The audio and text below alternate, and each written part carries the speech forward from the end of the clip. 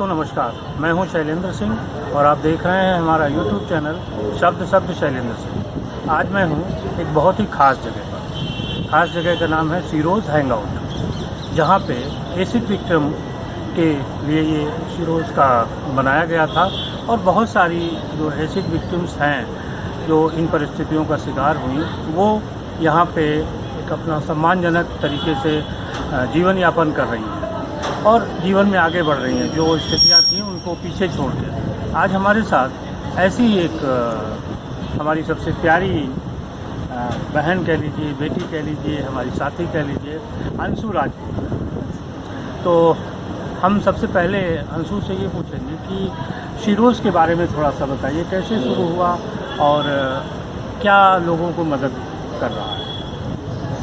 सबसे पहले तो thank you so much sir कि आपने मुझे अपने YouTube चैनल के माध्यम से अपनी बात कहने का मौका दिया। और मेरा नाम अंशु राजपूत है और इस टाइम पे मैं जो कार्य कर रही हूँ वो सिरोज़ हैंगआउट लखनऊ में कर रही हूँ। और सिरोज़ के बारे में मैं थोड़ा बता देती हूँ कि सिरोज़ हमारी एक संस्था है, छाव फाउंडेशन, और सिरोज़ हैंगआउट उसके अंतर्गत काम करता है। और यहाँ पे एसिड अटैक सर्वाइवर्स काम करते हैं, क्योंकि हम सभी लोग जानते हैं कि जब क्राइम होता है या एसिड अटैक होता है तो हमारे फेस को टारगेट किया जाता है। तो एसिड के कारण हमारे फेस को झुलसा दिया गया था, जिसके कारण हमारे पास स्किल्स तो थी लेकिन हमें फेस से अकॉर्डिंग जॉब नहीं दी जा रही थी, जो कि सब लोगों को जॉब की नीड थी। तो छाव फाउंडेशन ने मतलब कि एक इनिशिएटिव लिया और मतलब कि सोचा कि क्यों ना लड़कियों को इंडिपेंडेंट किया जाए और उनको जॉब दी जाए और हमारा जो मैसेज है वो लोगों तक पहुँचे। तो इसीलिए हम लोगों ने सिरोज़ का इनिशिएटिव लिया कि हम लोग एक रेस्टोरेंट रन करते हैं और मतलब जो एसिड अटैक सर्वाइवर्स उनको जॉब देते हैं ताकि वो इंडिपेंडेंट हो सके और अपने परिवार को चला सके और एसिड के बारे में लोगों को जागरूक कर सकें। जो अब आपके साथ ये जो दुखद घटना हुई थी वो कैसे हुई और क्या परिस्थितियाँ? मेरे ऊपर 2014 में एसिड अटैक हुआ था सर, और मेरे ऊपर एक 55 साल के बूढ़े व्यक्ति ने एसिड अटैक किया था। और एसिड अटैक करने का रीज़न ये था कि मैं 15 साल की एक लड़की थी और वो 55 साल के थे। तो वो आते जाते मुझे परेशान करते थे। पहले तो मैंने मतलब सोचा ही नहीं कि वो उनके प्रति मेरे मन में ऐसा कुछ चल रहा हो, मेरे प्रति उनके मन में ऐसा कुछ चल रहा होगा। लेकिन एक दिन उन्होंने मेरा साइकिल रोका और मेरे को बोला कि मैं तुमसे प्यार करता हूँ, तुम्हारे साथ रिलेशन बनाना चाहता हूँ। तो मुझे बहुत बड़ा धक्का लगा, क्योंकि मैं उनको दादाजी बुलाती थी। तो मतलब कि मैंने सोचा ही नहीं था कि ये कौन सा प्यार है, कैसी भावना है। तो मैंने उनको समझाने की कोशिश की, क्योंकि मैं एक बहुत ही मिडिल क्लास से बिलोंग करती हूँ और मैं एक गाँव से बिलोंग करती हूँ। और अगर मेरे गांव में किसी को पता चलेगा तो शायद मेरी बदनामी होगी। और मेरे गांव में बहुत छोटी छोटी सोच के लोग हैं और हो सकता है कि कम उम्र में मेरी पढ़ाई रोक दी जाएगी, मेरी कम उम्र में शादी कर दी जाएगी। तो इसी डर के कारण मैंने उनको समझाया कि आप तो कोई, क्योंकि आपने तो अपनी ज़िंदगी जी ली और मेरी ज़िंदगी अभी स्टार्ट हुई है, तो मतलब ऐसे मत करिए, मैं घर पे भी नहीं बता सकती। लेकिन उन्होंने मेरी बात नहीं मानी और उनकी हरकतें बढ़ती गई। तो जब मैं परेशान रहने लगी तो मेरी मम्मी ने मेरे पर ध्यान दिया कि हंसती खेलती लड़की और एकदम डरी सहमी सी रहने लगी कि इसके साथ कुछ ना कुछ घटना हुई है। तो मम्मी 2-3 दिन लगातार मुझसे पूछी, बहुत प्यार से पूछी। तो मुझे लगा कि मम्मी को बता देना चाहिए, इससे आगे हो सकता है कि कोई बड़ी घटना मेरे साथ ना कर दे। तो मैंने मम्मी को बताया कि ये दादाजी परेशान करते हैं। तो मम्मी ने पहले पापा को बताया और हर पेरेंट्स का जैसे रिएक्शन होता है तो पहले गुस्सा किया, लेकिन भाई ने उनको समझाया कि आप उनके घर वालों से प्यार से जाके बात कीजिए और जो हम लोग प्यार से बात कर सकते हैं वो गुस्से से नहीं कर सकते। तो मम्मी पापा उनकी वाइफ और उनके बच्चों से बात किया, लेकिन हमारी सोसाइटी में ऐसा होता है ना कि अपनी गलती हर कोई एक्सेप्ट नहीं करता है। तो उन्होंने भी एक्सेप्ट नहीं किया और मेरे मम्मी पापा के साथ झगड़ा किया। फिर मैं घर पे सो रही थी, उन्होंने सोते मुझ पर तेजाब डाल दिया। अच्छा। तेजाब डालने के बाद मतलब कि बहुत सारी मुश्किलों का सामना करना पड़ा। एसिड अटैक क्या चीज़ है, और कैसे यूज़ किया जाता है, क्यों यूज़ किया जाता है, ये घटना उससे होती है या और भी ऐसी कोई लड़कियां हैं, ये मैंने कभी एसिड के मामले में नहीं सुना था, ना ही मेरे परिवार वालों ने, ना ही मेरे गांव वालों ने। लेकिन जब मेरे साथ ये घटना हुई तो पहले किसी को समझ ही नहीं आ रहा था कि क्या करना है, क्या हो गया इसके साथ। क्योंकि जो सब मुझे छू रहे थे तो उनका हाथ भी जल जा रहा था, तो उनको खुद नहीं समझ आ रहा था कि क्या केमिकल यूज़ किया गया। तो मेरे गांव में कोई हॉस्पिटल भी नहीं है, पुलिस स्टेशन भी मेरे गांव में नहीं है। तो मेरे गांव से 2.5-3 घंटे के रास्ते में पुलिस स्टेशन है। किस गांव की है? मैं आविद नगर से बिलोंग करती हूँ और मेरा हाँ जी बिजनौर मेरा डिस्ट्रिक्ट है और मेरा गांव है बिजनौर के अंदर छोटा सा, जहाँ पर मैं अपनी फैमिली के साथ रहती थी। तो मेरे थाने का नाम है शिवहारा। अच्छा। तो वहाँ पे पहले हम लोग पुलिस स्टेशन गए, क्योंकि किसी को उम्मीद नहीं थी कि हो सकता है मर जाएगी। अगर मर गई तो मतलब कि केस को रफा दफा कर दिया जाएगा, तो पहले कंप्लेन लिखा लेते हैं, आगे प्रोसीजर स्टार्ट किया जाएगा। तो मम्मी पापा ने 2:30-3 बज रहा था रात का, तब वो कंप्लेन लिखाया। फिर उसके बाद पुलिस वाले ही मेरे साथ गए थे, मुझे मतलब कि हॉस्पिटल में एडमिट कराया। लेकिन डॉक्टर को इतनी अच्छी नॉलेज नहीं थी कि इसके साथ क्या हुआ है, कौन सी दवाई देनी चाहिए, उनको नहीं पता था। तो उन्होंने सुबह ही मेरे को सुबह 6 बजे उन्होंने मुझे डिस्ट्रिक्ट बिजनौर हॉस्पिटल में उन्होंने रेफ़र कर दिया। वहाँ पे उन्होंने मतलब कि मेरे को एडमिट नहीं किया और उन्होंने मुझे मेरठ के लिए रेफ़र कर दिया। वैसे उन्होंने बोला कि बचेगी नहीं, तो घर लेके जाइए, लेकिन मम्मी पापा ने बोला कि नहीं, आप हम कहीं के लिए रेफ़र कर दीजिए और हम लोग लेके जाएंगे। तो उन्होंने मेरठ मेडिकल कॉलेज के लिए रेफ़र किया। वहाँ पे मैं 12 दिन तक एडमिट रही। तो मेडिकल कॉलेज के जो डॉक्टर थे उन्होंने भी मेरा अच्छे से ट्रीटमेंट नहीं किया, जिसकी वजह से मेरी एक आँख डैमेज हो गई। शायद अगर उनको अच्छे से इलाज उनको खुद करते पता हैं। भी नहीं रहा होगा ऐसी मामलों का, हो सकता है। यही है कि मतलब कि उनको नॉलेज में नहीं था कि एसिड अटैक का क्या मतलब करना चाहिए, कैसे ट्रीटमेंट करना चाहिए। इसी कारण मेरी एक आँख बहुत चली सारे गई। हॉस्पिटल में ये सुविधाएं नहीं हैं। यस, और मेरा स्किन पूरा गल गया था और मेरी हालत में कोई सुधार नहीं आ रहा था, एकदम मैं तड़प रही थी। तो मम्मी पापा को लगा ऐसे तो ये मर जाएगी, हमें कहीं मतलब अच्छे हॉस्पिटल में दिखाना चाहिए। प्राइवेट हॉस्पिटल में अगर मम्मी पापा लेके जाते तो मेरे मम्मी पापा इतने आर्थिक रूप से सक्षम नहीं थे कि मेरा प्राइवेट हॉस्पिटल में इलाज करा सके, और इतनी नॉलेज भी नहीं थी कि कहाँ लेके जाना, क्योंकि गांव में खेती करने वाले लोग और उन पर इतना भारी मुसीबत आ टूट पड़ी, तो मतलब कि उनको खुद ही समझ नहीं आया। तो मेरे गांव से कुछ ही दूरी पे एक डॉक्टर थे जो मतलब ऐसे जले हुए का इलाज करते थे। तो उन्होंने मेरे को मतलब कि ऐसे देसी मेडिसिन लगा के मेरे को ठीक किया, और उसके बाद उन्होंने बोला कि मैं आँखें तो ठीक नहीं कर सकता हूँ। तो मैं 7 मंथ तक नहीं देख पाती थी, और जब मैं घर वापस आई तो सोसाइटी का बहुत गंदा रिएक्शन था। मैं रात में 8-9 बजे मैं घर पहुँची थी, हॉस्पिटल से एम्बुलेंस से आई थी।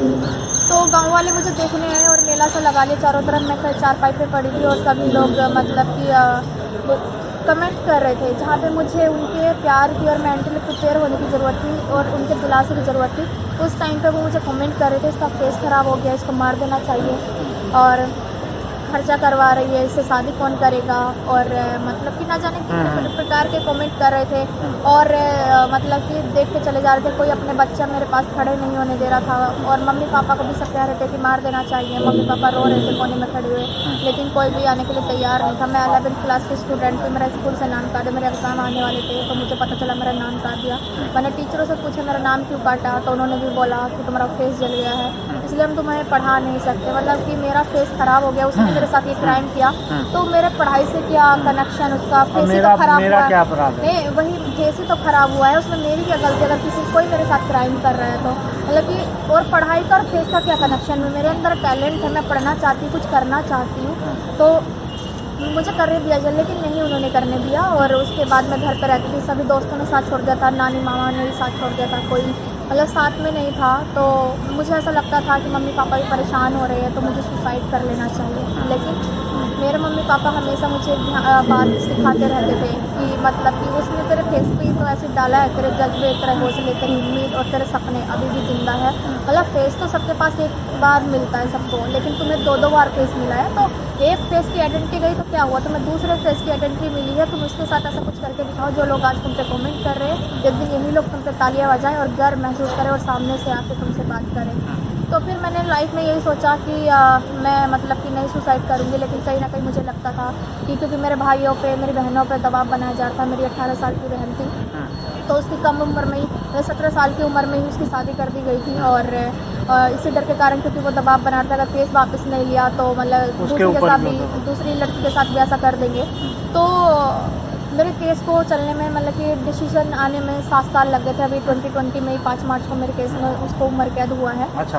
तो मतलब लेकिन यही है कि मेरे बहन भाई ने, मेरे मम्मी पापा ने बोला कि अगर घर का एक भी सदस्य ना बचे, लेकिन तुमको केस वापस नहीं लेना है, तुमको लड़ना है, लास्ट सांस तक लड़ना है। कि आज एक अंशु को उसने विक्टिम बनाया, कल दूसरी अंशु सामने खड़ी ना हो, तो इसलिए तुमको लड़ना है। तो फिर मैं लड़ी और मैं 7 साल लगे, लेकिन देर से ही सही, लेकिन मेरे केस में डिसीजन आया, उम्र कैद हुई, और अभी मैं छाव के साथ एक मेंबर की तरह काम करती हूँ और इंडिपेंडेंट हूँ और अपने मम्मी पापा का हौसला बढ़ा रही हूँ। अच्छा, जिस समय ये अटैक हुआ था उस समय क्या मन में तुम्हारे ख्याल आ रहा था, खास तौर पे तब जब तुमने सुसाइड के लिए सोचा जब हमें सुसाइड कर लेना चाहिए, वहाँ से कैसे आपने बैक किया, कैसे आप वापस हौसले के साथ लौटी? मतलब कि 2-3 महीने हो गए थे तो घर पे रहती थी, तो ऐसे सुसाइडल वाले थॉट्स आते रहते थे दिमाग में कि चारों तरफ दिमाग घूमता था और मैं बाहरी दुनिया से अवेयर नहीं थी, संस्थाएं क्या होती हैं या कोई हेल्प करता है नहीं करता है तो मुझे नहीं पता था। और मुझे ऐसा लगता था कि मैं अकेली लड़की ऐसी हूँ और सबके पास तो फेस है, मेरे पास तो फेस नहीं है। सब लोग परेशान होते हैं, मम्मी पापा परेशान होते हैं, तो मुझे कोई हक नहीं है उनको परेशान करने के लिए। तो मैं मर जाऊंगी तो शायद कहीं ना कहीं सब चीज़ें ख़त्म हो जाएंगी और मुद्दा भी नहीं रहेगा, मम्मी पापा भी खुश रहेंगे। तो इसलिए मेरे दिमाग में ये थॉट्स आते थे। लेकिन मम्मी पापा हमेशा मुझे समझाते थे, नहीं तुम्हें आगे बढ़ना है, तुम्हें केस लड़ना है, तुम अगर केस मतलब तुम ही हार मान के सुसाइड कर लोगे, तुम्हारा केस कौन लड़ेगा, हम तो नहीं लड़ेंगे, हम तो घर में बैठ जाएंगे क्योंकि तुम्हारे साथ ये हादसा हुआ है, हम तो सिर्फ सपोर्ट कर रहे हैं, लेकिन आगे कदम तुम्हें ही बढ़ाना होगा, सपोर्ट हम कर सकते हैं। तो फिर हर दिन मुझे समझाते थे कि घर से निकलो बाहर और कुछ करो, लेकिन करना चाहती थी लेकिन क्या करूँ क्योंकि सपोर्ट की ज़रूरत होती है। और ये कैसे काम करूँ, क्या करूँ, पढ़ाई भी नहीं थी, कुछ भी नहीं था, तो मतलब कि कहीं ना कहीं हिम्मत टूट गई। तो अभी पढ़ाई आगे शुरू की? हाँ, 6 में आने के बाद मैंने 12th कंप्लीट किया और अभी मेरी ऑनलाइन क्लासेस चलती हैं और इंग्लिश स्पोकन की क्लास चलती है, मैं इंग्लिश सीखती हूँ और बाकी मतलब कि जो भी ग्रूमिंग की क्लास होती है, सॉफ्ट स्किल्स होते हैं, सबकी क्लास लेती हूँ मैं। जब यहाँ आई और आपको अपने जैसे और तमाम लोग लड़कियाँ दिखी तब कुछ एक अलग बदलाव आया पर्सनालिटी? हाँ, बदलाव तो पूरी तरीके से ही आया है और मतलब कि पहले एक दरी सहमी लड़की रहती थी जो माँ बाप के सामने भी बात रखने की हिम्मत नहीं थी। आज एक इशू ऐसी है कि सामने चाहे कितनी पब्लिक खड़ी हो, चाहे हमारे पीएम ही क्यों ना खड़े हो, मैं अपने लीडर होकर अपने साथ अपने दोस्तों की भी बात रख सकती हूँ। वो हम लोग भी देख रहे हैं, आपने एक उसमें जो है सारे जवाब दे दिए। हाँ, तो ये कॉन्फिडेंस है। हाँ, मतलब कि क्या हुआ था कि 2015 की बात थी, तो आगरा वाला सीरोज का ओपन हुआ था तब एक बार हमारे जो एक्सीएम रह चुके हैं अखिलेश यादव जी, उन्होंने विजिट किया था, तो उनका न्यूज़पेपर में निकला था। तो एक दिन मैं ऐसे न्यूज़पेपर पढ़ रही थी तो मैंने देखा वहाँ पे बहुत सारी ऐसी सर्वाइवर्स हैं जो एकदम निडर होकर काम कर रही हैं और मतलब कि एक फेस ओपन है उनका और कवर नहीं है और फिर भी न्यूज़पेपर में है। तो मुझे बड़ा अच्छा लगा उनको देख के कि मुझे अंदर से थॉट्स आए, इनसे मिलना चाहिए। हम लोगों को भी कहीं एक अंदर की आवाज़ होती ना कि अंदर की आवाज़ ने बोला कि इनसे तुम्हें मिलना चाहिए इनसे। पहले मम्मी पापा को मनाया, मम्मी मानी तो पापा नहीं माने, पापा माने तो मम्मी नहीं मानी, क्योंकि हमारे यहाँ गांव से बाहर जाने की इजाज़त नहीं होती है लड़कियों को। और तो एक बार डर ये हो चुका था। हाँ जी, तो गांव वाले भी कमेंट कर रहे थे कि अगर तुम लड़की को बाहर लेके जाओगे तो वहाँ पे नाक कटाएगी, पता नहीं क्या क्या काम करेगी और मतलब किस तरीके से। और हमारे यहाँ तो लड़कियाँ बाहर नहीं जाती हैं और मतलब उसके साथ तो ऐसी घटना हो गई है फिर भी फेस ओपन करके चल रही है ये। तो इस तरीके से पापा को लगता था कि नहीं, लड़की को नहीं भेजना है और ये गाँव वाले सही कह रहे हैं। लेकिन मेरी मम्मी ने और मेरे बड़े भाई ने मेरा साथ दिया। तो भाई ने बोला कि ऐसे भी तो घर में बैठी है, कुछ दिमाग में आता है, घर से बाहर निकलेगी तो अच्छा सोचेगी, अच्छा आएगा दिमाग में, हो सकता है कि सुसाइड वाले थॉट्स निकलेंगे दिमाग से। तो मम्मी ने पापा से झगड़ा करके मुझे आगरा लेके गई। छाँव फाउंडेशन? हाँ जी, छाँव फाउंडेशन में जब मैं आई तो वहाँ पे सबसे पहले मुलाकात मेरी 2 सर्वाइवर से हुई थी, गीता और नीतू। अच्छा। और फिर उसके बाद मेरी रूपा और ऋतु से मुलाकात हुई थी। तो उनसे मिलने के बाद मेरे अंदर बहुत चेंज आया था, मतलब कि मैं फेस कवर करके आई थी और मैंने वाइट कलर का दुपट्टा वियर किया हुआ था और ब्लैक चश्मा था और एकदम सूट सलवार एकदम दुपट्टे से एकदम मैं कवर थी, मेरा एक भी पार्ट अंदर नहीं दिख रहा था। उन्होंने पूछा कि तुम फेस ओपन करो। पहले उन्होंने मुझे खाने के लिए पूछा, मैंने शर्म के लिए मना कर दी कि मैं नहीं खाऊंगी, क्योंकि अगर मैं फेस ओपन खाऊंगी तो फेस ओपन करूंगी। लेकिन उन्होंने मेरा फेस ओपन कराया। फिर उन्होंने मेरे को एक बात लाइफ में बोली कि घटना उसने तुम्हारे साथ की है, फेस तुम क्यों छुपा रहे हो, तो काली करतूतें उसने किया, उसको फेस कवर करना चाहिए। तुम्हें तो नई ज़िंदगी मिली है, तुम इसके साथ समाज को एक मैसेज दो, अवेयरनेस लाओ। फेस कवर करोगी तो तुम खुद एक अंदर डरी सहमी सी लड़की बन के रह जाओगी। तुम अपने आप को पहले इम्प्रूव करो, बाहर निकालो और जो डर है तुम्हारे अंदर वो बाहर निकाल फेंको, तब तुम कुछ करो लाइफ में। फिर मेरे अंदर मतलब कि हिम्मत आई। मम्मी से मैंने बोला, मम्मी अब तुम जाओ, मैं मम्मी से कहा तो मम्मी बोली नहीं 1 हफ्ते बाद आना है और अभी कुछ सामान नहीं लेके आई। मैंने बोला नहीं मम्मी तुम जाओ और यही सही है। तो मम्मी ने फिर मुझे मतलब रहने तो नहीं दिया था, लेके गई थी साथ में। लेकिन एक हफ्ते बाद आलोक भाई का फ़ोन आया था कि अंशु आप आओ और आके यहाँ पे रहो और मतलब तुम्हारी ट्रेनिंग वगैरह कराई जाएगी। तो मैं रहती थी, अब रेस्टोरेंट में कैसे काम करते हैं कैसे, पता नहीं हाँ, था। क्योंकि मैं गांव में मैं 15 साल की हो गई थी। मेरे मतलब मेरे पापा मम्मी साथ में कभी नहीं गए, हम लोगों को होटल कभी नहीं लेकर गए, होटल क्या होते हैं मुझे नहीं पता था। तो जब मैं मतलब कि फर्स्ट टाइम ट्रेन लेके चली थी तो मैं मतलब किसी और को हिल रही थी। अच्छा। ट्रेन लेके गिर गई थी, अच्छा। क्योंकि मुझे चलना ही नहीं आ रहा था। हाँ। तो उसके बाद मतलब मुझे सिखाया गया किस तरीके से किया जाता है, वहाँ पे सब लोगों ने बहुत कोऑपरेट किया। फिर उसके बाद मैंने कैंपेन के बारे में पढ़ा और कैंपेन कैसे काम करता है, संस्था कैसे काम करती है और संस्थाएं का काम करना कितना ज़रूरी है, ताकि जो काम सरकार नहीं कर पाती है, क्योंकि ये काम सरकार का था।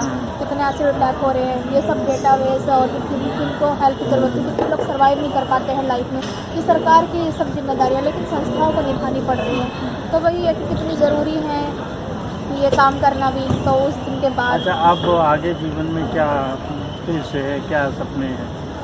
मेरे जीवन में सपने हैं कि मेरी हेल्प तो आलोक भाई ने, आशीष भाई ने की, लेकिन मेरी भी जैसी बहुत सारी लड़कियां हैं जिन्हें हेल्प की ज़रूरत होती है, तो मैं लाइफ में उनकी हेल्प कर पाऊँ और मैं एक मोटिवेशनल स्पीकर बन पाऊँ। जैसे कि मैं बहुत सारी लड़कियों को इंकरेज कर पाऊँ, एम्पावर कर पाऊँ और लाइफ में जैसी एक हिम्मत वाली लड़की अंशु है, ऐसी सब लड़कियाँ हिम्मत वाली हों और अपनी हक की लड़ाई खुद लड़े। मैं बस उन्हें मोटिवेट करता हूँ। मतलब लड़कियों से अंशु की अपील है कि आप डरे नहीं, किसी भी अपराध के खिलाफ ताकत से उसका मुकाबला करें और आवाज़ बुलंद करें। यस, क्योंकि जब तक आप आवाज़ नहीं बुलंद करेंगी, दूसरा कोई आपके साथ आवाज़ मिलाएगा नहीं। बिल्कुल। आपको अपनी लड़ाई खुद लड़नी है और अंशु ने अपनी लड़ाई लड़ी है। आज उसने उम्र कैद उस व्यक्ति को दिलाई है, साथ ही साथ अब वो एक मोटिवेशनल स्पीकर की तरह लोगों को भी कुछ समझाना चाहती हैं। तो साथियों, आपने अंशु की बात सुनी और आपको कैसी लगी ज़रूर बताइएगा। अंशु के आगे जो अनुभव होंगे हम लोग मिलते रहेंगे, क्योंकि फिरोज़ हमारे लिए घर जैसा ही है। हम लोग बहुत लंबे समय से यहाँ जुड़े रहे हैं। तो बहुत शुक्रिया, और अंशु आपका भी शुक्रिया कि आपने समय निकाल के और हम लोगों को कुछ बताया आपने बात। Thank you sir. और भी कभी कोई ऐसी ज़रूरत होती है तो आप ज़रूर बताइएगा, हम लोग आपके साथ हैं। मैं लास्ट में एक मैसेज और देना चाहूँगी कि हमारा एक कैंपेन चल रहा है फिरोज़, मतलब हम लोगों ने छाव फाउंडेशन में मिलकर एक कैंपेन स्टार्ट किया है जिसका नाम है स्माइल गोल है। तो आप सभी लोग भी मतलब कि हमारे इस कैंपेन का हिस्सा बन सकते हो और आपको करना ये है कि एक फ़ोटो लीजिए और स्माइल के साथ अपने उन दोस्तों को टैग करिए जो आपकी खुशी का कारण है। क्योंकि जैसे मेरी खुशी का कारण मेरे मम्मी पापा हैं, मेरे कुछ दोस्त हैं, तो किसी ना किसी के खुशी का कारण कोई होता है। तो आप लोग भी मतलब कि उस फ़ोटो को टैग कीजिए और हमारे Firoz hangout stop at page पे टैग कीजिए और हमें सपोर्ट करिए। Thank you. Thank you.